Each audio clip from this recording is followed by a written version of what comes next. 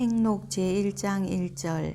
강씨는 상고 신농시로부터 시작되고 성으로서는 원시성이로다. 우리나라에 건너온 시조는 이 시기니 중국 광동 강시보에 공자태조 이정천하후 양제찬위 공이퇴야라고 기록되어 있고, 또 우리나라 숙종 을충년보에 수벌고구려시 공이병마원수 지살수의 지수장난 익류불반의 기록이 있는 바와 같이 진주강씨는 중국 수양제 때에 우리나라에 건너오니라. 시조 이식으로부터 31대 자손 세이가 고부로 낙향한 후 6대에 진창, 우창, 응창 삼형제도 이곳에 살았도다. 2절. 이곳은 예로부터 복례산, 영주산, 일명 신선봉, 방장산의 세 산이 삼신산으로 불리워 오던 곳이로다. 3절. 방장산으로부터 내려오는 산줄기에 망제봉과 영주산이 우뚝 솟으니 그 뒷기슭과 함께 선인포전을 이룩하고 있도다. 망제봉의 산줄기가 기복연면하여 시루산을 이룩하였도다. 4절.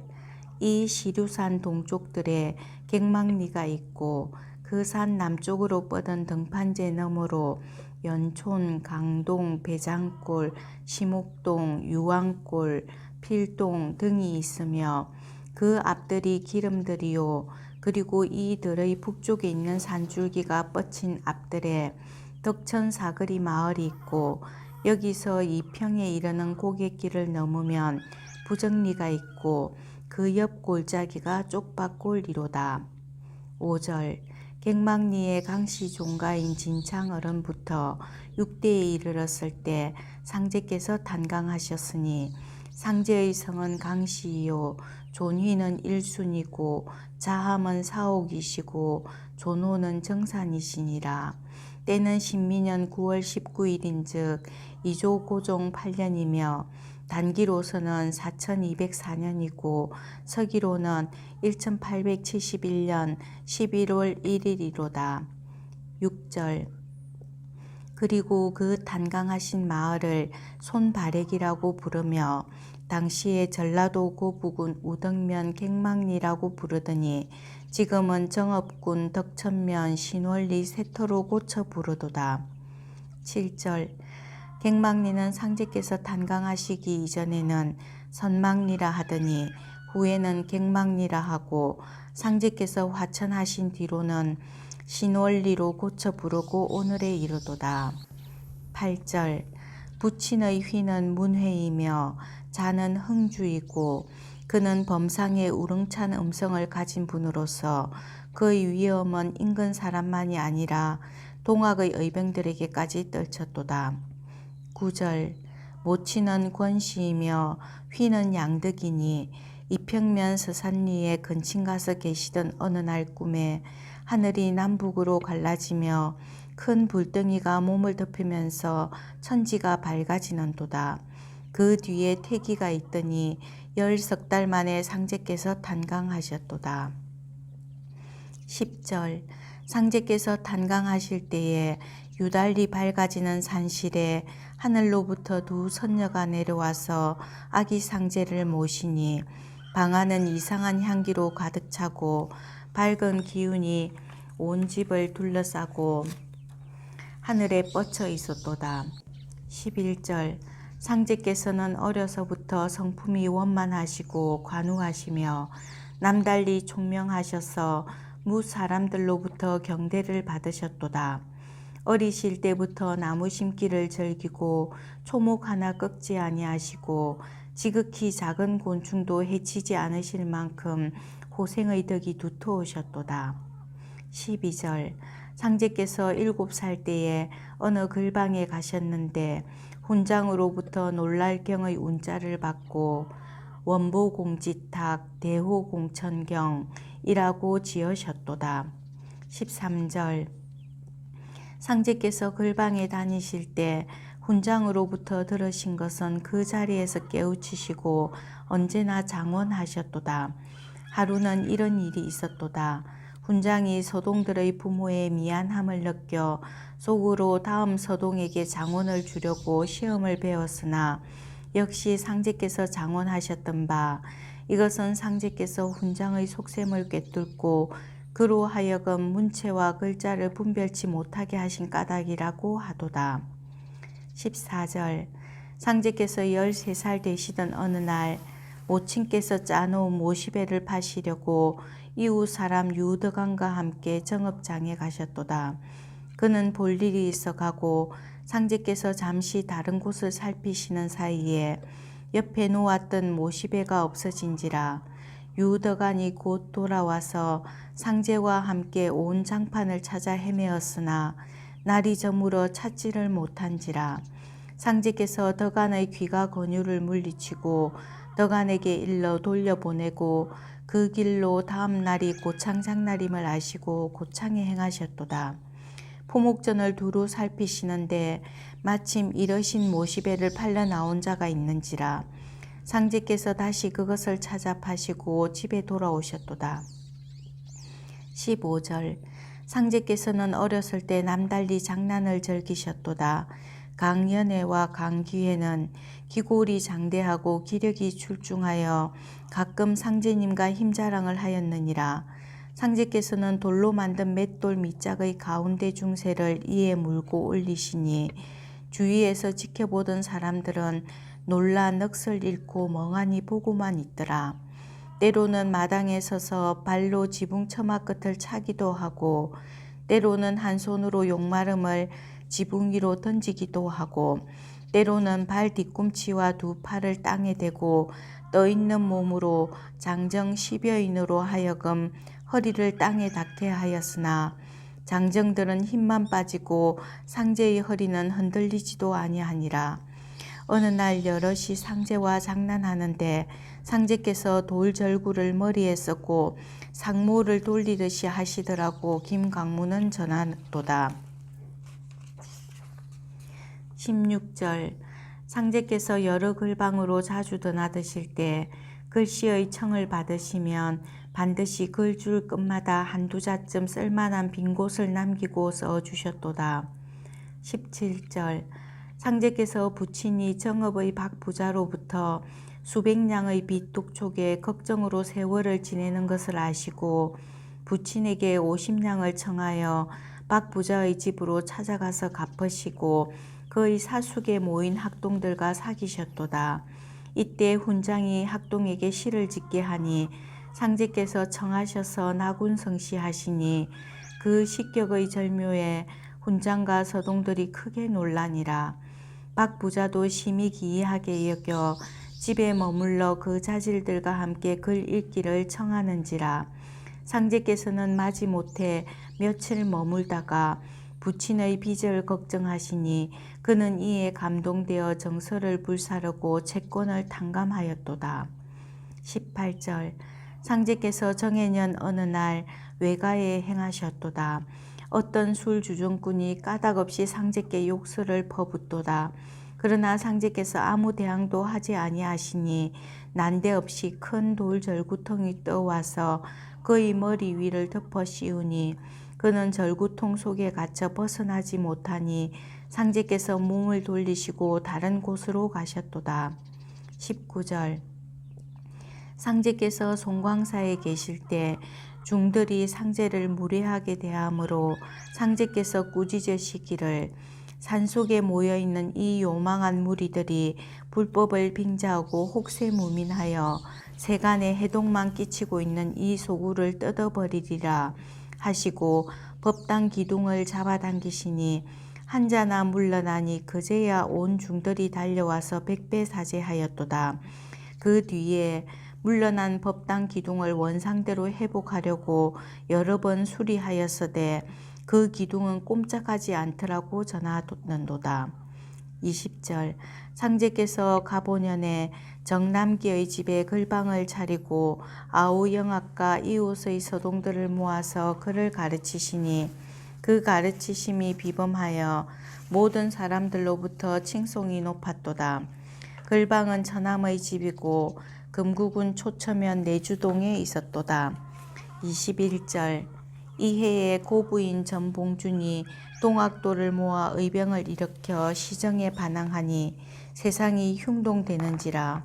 이때 금구인 김형렬이 상제의 성애를 듣고 찾아뵌 후 당시의 소란을 피하여 한적한 곳에 가서 함께 글 읽으시기를 청하므로 글방을 폐지하고 전주군 우림면 동곡 뒷산에 있는 학스남으로 가셨으나 그것도 번잡하기에 다른 곳으로 떠나셨던 바 그곳을 아는 사람이 한 사람도 없었도다.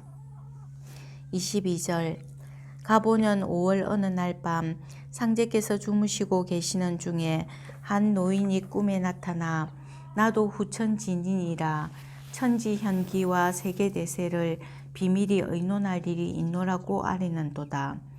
23절 전봉준이 학정에 분개하여 동학도들을 모아 의병을 일으킨 후 더욱 세태는 흉동하여져 그들의 분노가 충천하여 그 기세는 날로 심해져 가고 있었도다. 이때 상제께서 그 동학군들의 전도가 불리함을 알으시고 여름 어느 날 월흑 안비고 선우 야둔도 욕장 경기축 대설 만궁도의 글을 여러 사람에게 외워주시며 동학군이 눈이 내릴 시기에 이르러 실패할 것을 밝히시고 여러 사람에게 동학에 들지 말라고 권유하셨느니라. 과연 이해 겨울에 동학군이 관군에게 패멸되고 상제의 말씀을 좇은 사람은 화를 면하였도다. 24절 고부지방의 유생들이 을미년 봄에 세상의 평정을 축하하는 뜻으로 두성산에서 시회를 열었을 때 상제께서 이에 참여하시니라. 이때 한 노인이 상제를 조용한 곳으로 청하여 모셔가더니 작은 책 한 권을 전하거늘 그 책을 통독하셨도다. 25절 유생들은 세상이 평온하다고 하나 세도는 날로 어지러워졌도다. 상제께서 이때 비로소 광구천하하실 뜻을 두셨도다. 26절 5월이 되어 상제께서 본댁을 떠나셨으나 가신 곳을 아는 사람이 아무도 없었도다. 그리하여 매우 염려하는 상제의 부친을 보고 유덕아는 대신하여 상제를 찾으려고 의관을 갖추고 객막리를 떠났도다. 그가 태인 강삼리에 이르렀을 때 관군은 의병 2사람을 잡고 덕안을 동학군으로 몰고 포박하여 전주 용머리 곡의 임시형장으로 끌고 가니라. 2사람이 먼저 차명되고 덕안의 차례가 되었을 찰나에 하늘이 캄캄하여지고 천둥치고 번개가 번쩍이며 비가 억수같이 쏟아지는지라. 관군들은 지레 겁을 먹고 도망하였으나 비바람은 그치지 않고 밤은 깊어 사방이 보이지 않아 덕안이 정신을 차리니 2사람의 시체만이 짙은 어둠 속에 뒹굴어 있었도다. 무서움에 쫓겨 그는 먼 곳에서 비치는 등불을 향하여 지친 몸을 이끌어가니 날이 새기 시작하니라. 등불은 간데 온데 없는 산중이었도다. 그제서야 그는 정신을 차리고 포박을 풀고 재생의 기쁨을 안고 집에 돌아왔느니라. 그는 이 재생의 인도를 호랑이가 불빛을 비춰준 것으로 믿었도다. 얼마 후 상제께서 객막리에 호련히 돌아오셨도다.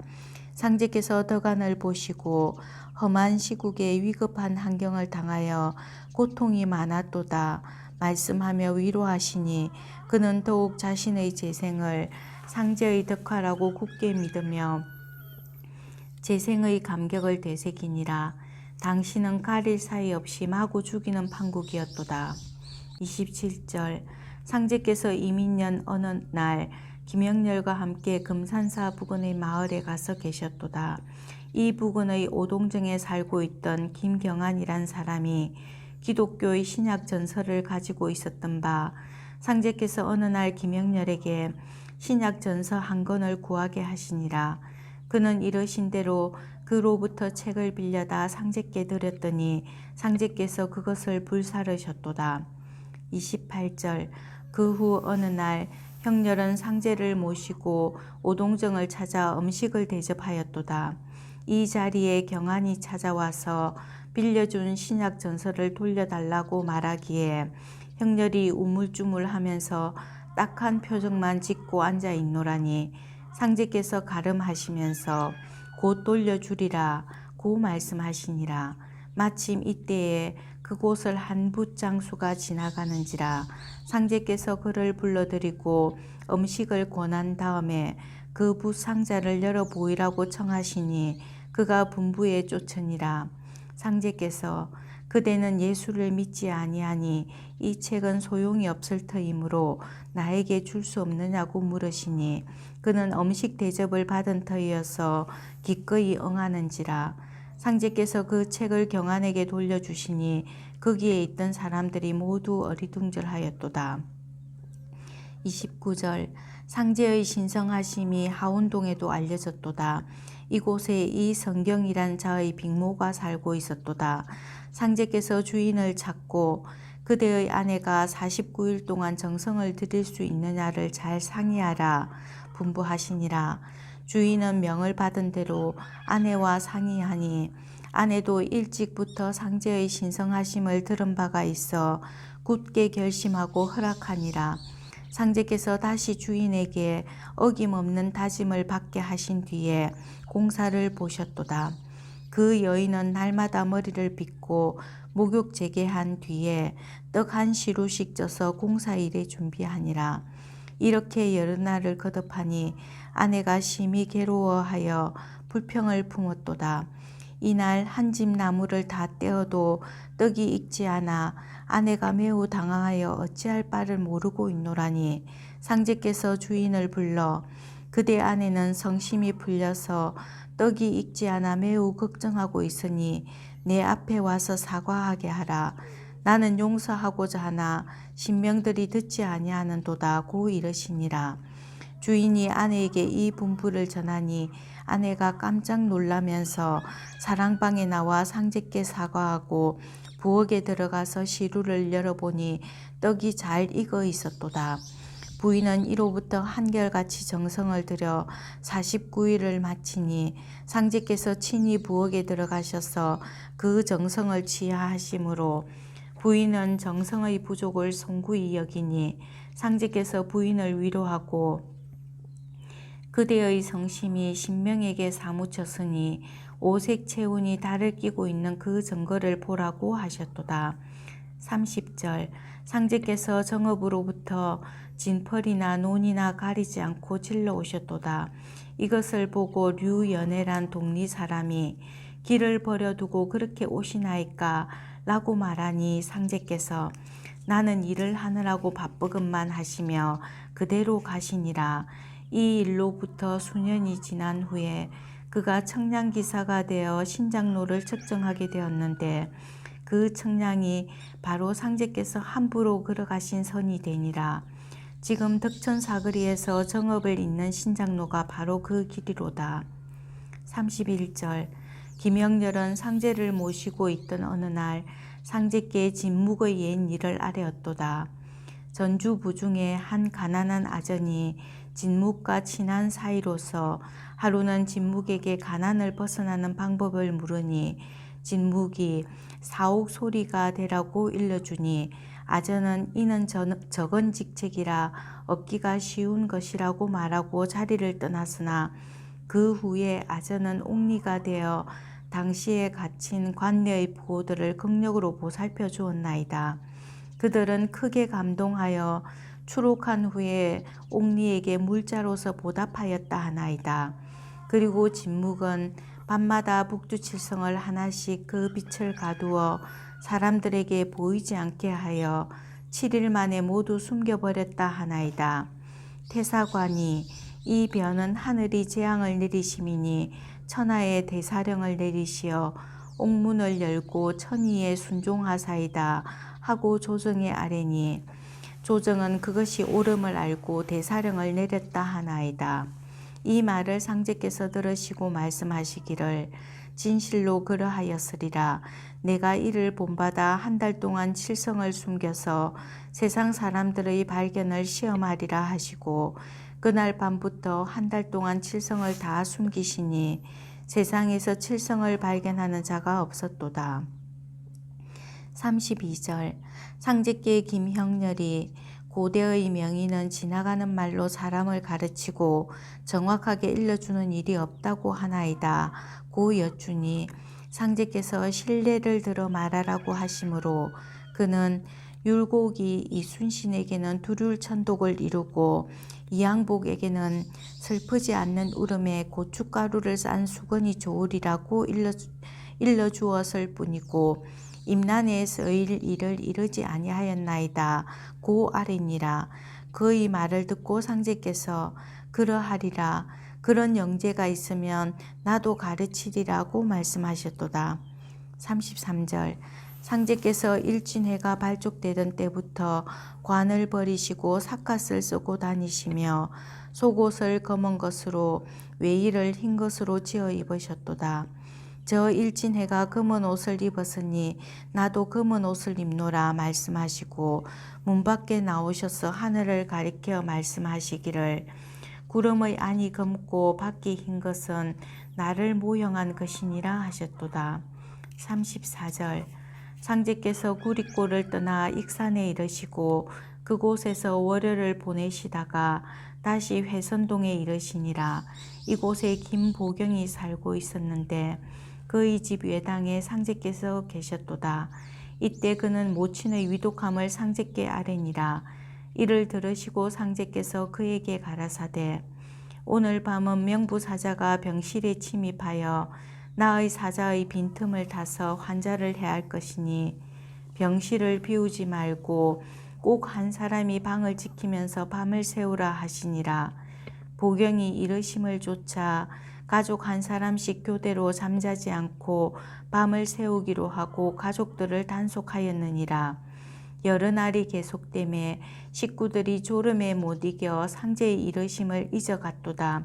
이날 밤 보경이 깨어 방을 지키다가 깜빡 잠에 빠졌던 밤 이때 상제께서 외당에서 급히 소리쳐 부르시니라.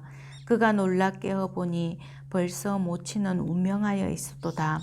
상제께서 말씀하신 나의 사자는 바로 병자를 간호하는 사람을 가리키신 것이로되 식구들이 그것을 깨닫지 못하였도다.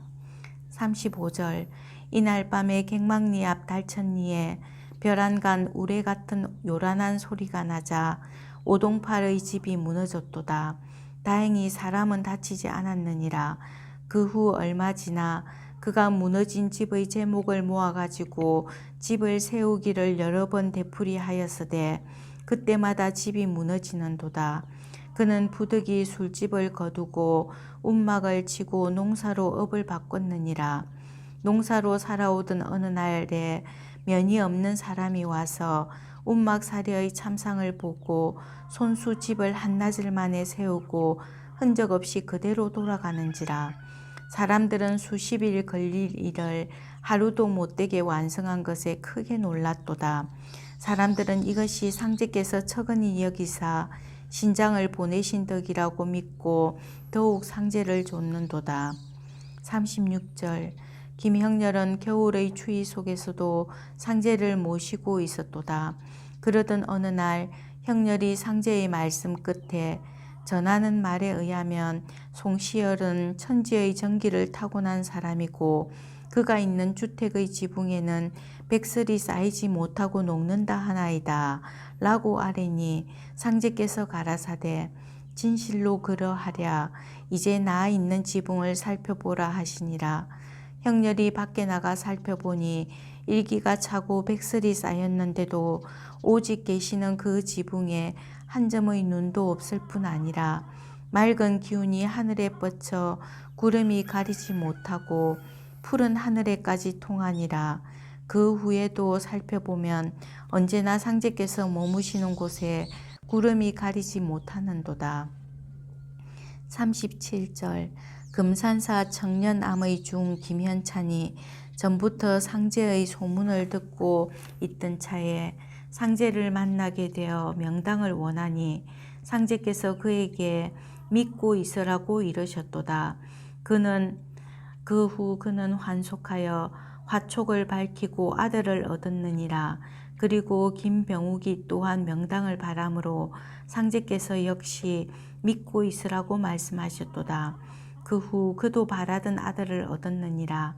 수년이 지나도록 명당에 대한 말씀이 없으시기에 병욱은 주시려던 명당은 언제 주시나이까고 여쭈니 상제께서 내가 바라던 아들을 얻었으니 이미 그 명당을 받았느니라 고 이르시고 선천에서는 매백골 이장지로되 후천에서는 불매백골 이장지니라고 말씀을 하셨도다.